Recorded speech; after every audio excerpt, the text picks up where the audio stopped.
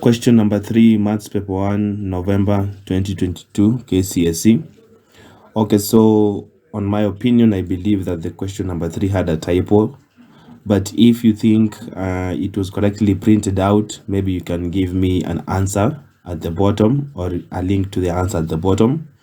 So instead of 500, I believe it's supposed to be negative 500. So let's tackle it.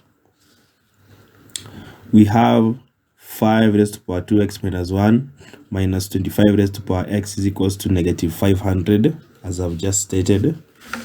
How do we go about this? This can be written as 5 raised to power 2x minus times 5 raised to power negative 1 minus 5 raised to power 2x, because 25 can be written as 5 raised to power 2 times x is 5 raised to power 2x is equals to negative 500.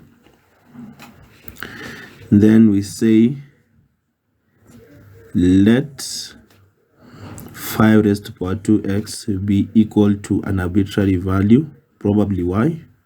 Okay, so we have y times 5 raised to power negative 1 minus y is equals to negative 500. Okay,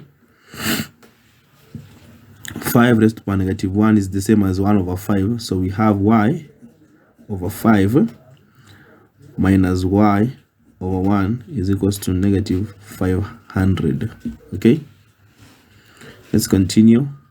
Let's see what this gives us. This equality, y over 5 minus y over 1 is equivalent to, this is 5, it's going to be y minus 5y is equals to minus 4y all over 5, right? Now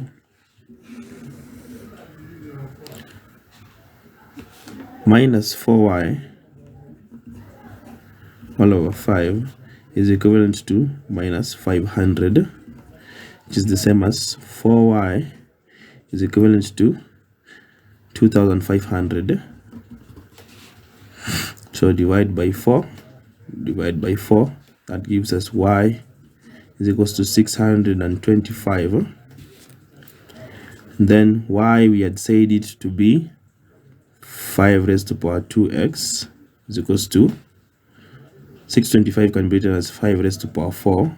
Okay, so we say 2x is equals to 4, divide by 2, x is equals to 2. So when you change the value to negative 500, you find that the mathematics kind of makes sense.